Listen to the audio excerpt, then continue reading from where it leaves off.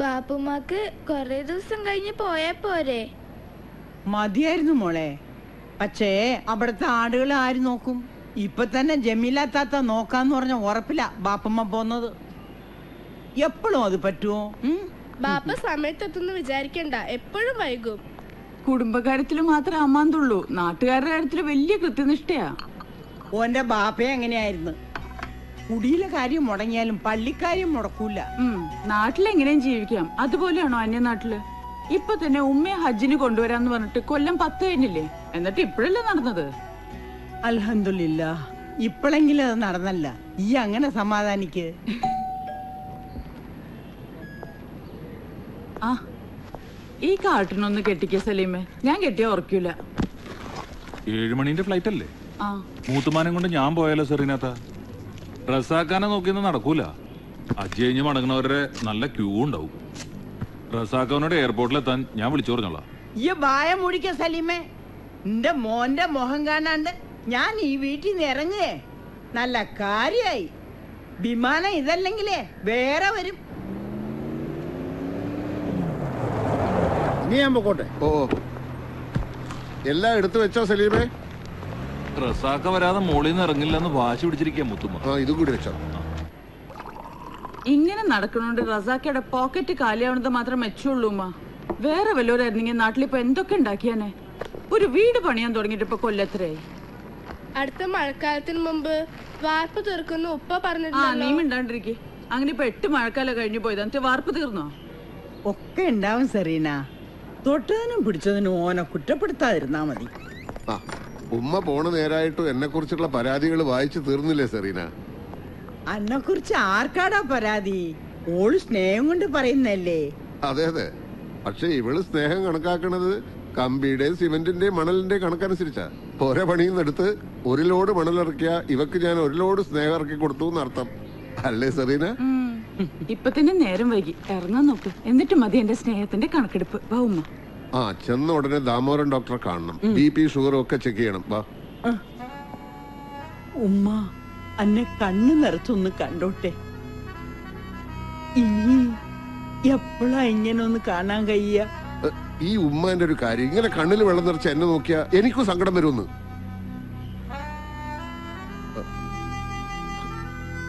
വന്നേ.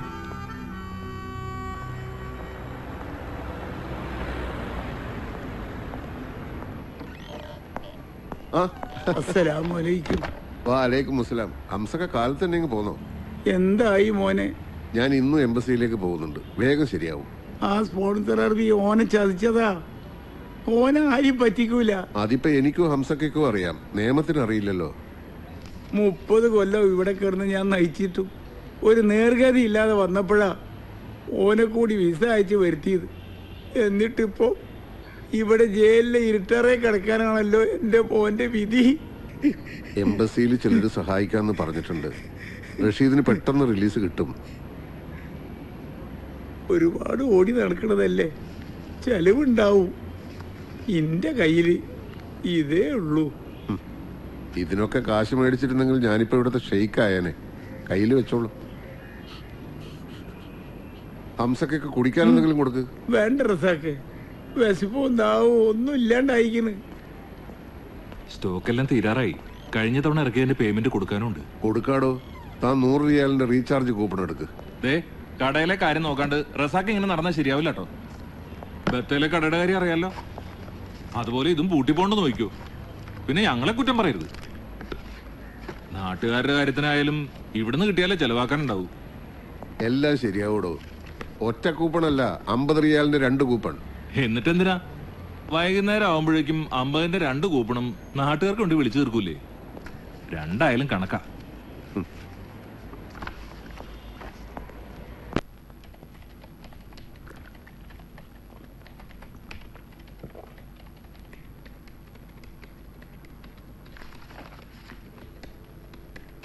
എങ്ങനുണ്ട്?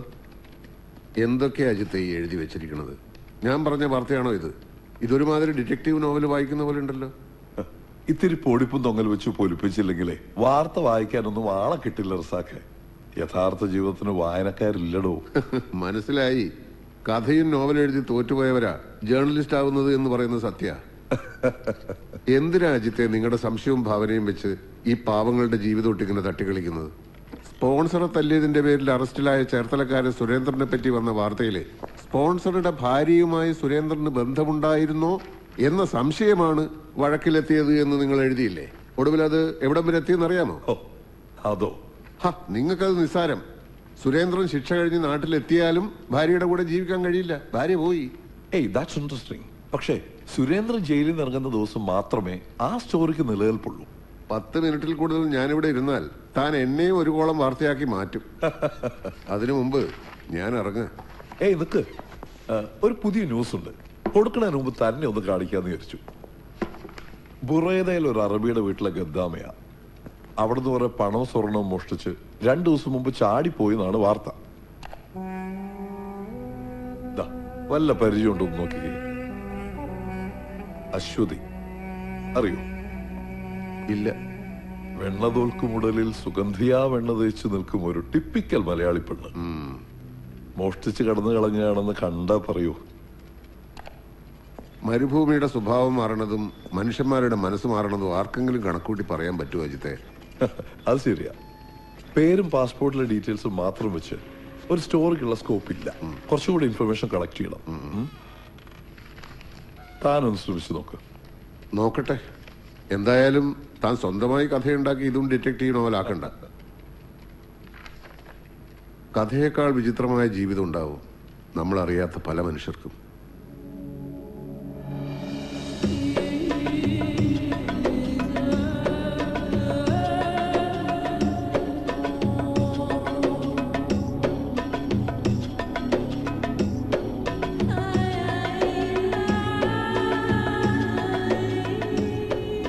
നമ്മള് ബുറൈദയില താമസം.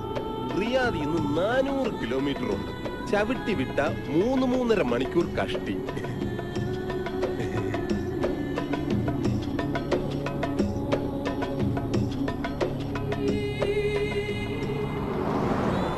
പെങ്ങള് കാഴ്ചയൊക്കെ ശരിക്കും കണ്ടോ? അറബിയുടെ വില്ലേന്റെ അകത്ത് കയറിയാ പിന്നെ പുറം ലോകം കാണുന്നത് തിരിച്ച് എയർപോർട്ടിൽ പോകുമ്പോഴാവും. പെങ്ങൾക്ക് വിശക്കുന്നുണ്ടാവുമല്ലേ? 1.5 ദിവസം എയർപോർട്ടിൽ ഇരുന്നതല്ലേ? സാരില്ല.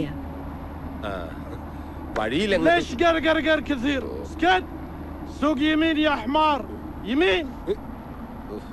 കിളവന് കണ്ണ് ശരിക്കും കാണില്ല. എന്നിട്ടാണ് ലെഫ്റ്റും റൈറ്റും. 10 കൊല്ലം മുമ്പ് ഞാൻ ഇവരുടെ വണ്ടി ഓടിക്കാൻ തുടങ്ങിയപ്പോ മുതലുള്ളതാ വടിവച്ചുള്ള ഈ കുത്തല്.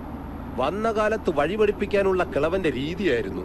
ഇടതു തോളി കുത്തിയ ഇടത്തോട്ട്, വലതു തോളി കുത്തിയ വലത്തോട്ട്, തലയെ കുത്തിയാൽ നേരെ. ഇപ്പൊ എനിക്ക് വഴിയെല്ലാം അറിയാം. എന്നാൽ ഈ കിളവൻ കേറിയാ വെറുതെ കുത്തിക്കൊണ്ടേയിരിക്കും. അനാരിഫ് ബാബ മാഫി ഒളറിപ്പ് അനസൂയ കലം അൻബാബ അയല. ഈ തന്തയുടെ പേര് Khalid Ahmed bin Sayyid Muhammad. ഇങ്ങേരുടെ മോന നമ്മുടെ sponsor Nawaf Ahmed bin Khalid Muhammad. പിന്നെ തന്തയുടെ ഭാര്യ, സ്പോൺസറുടെ ഭാര്യ, അവരുടെ മക്കൾ. എല്ലാവർക്കും പിന്നെ നല്ല തങ്കപ്പെട്ട സ്വഭാവ. അതൊക്കെ പെങ്ങൾക്ക് അവിടെ ചെല്ലുമ്പോ മനസ്സിലായിക്കോളും.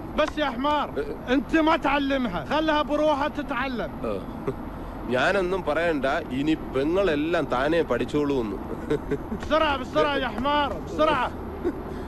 എനിക്കൊരാഗ്രഹം കൂടിയുണ്ട് പെങ്ങളെ. ഈ കള്ളക്കളവനെ വണ്ടി ഇടിച്ച് കൊന്നിട്ട് സൗദി ജയിലിൽ പോയി സുഖമായിട്ട് കിടക്കും.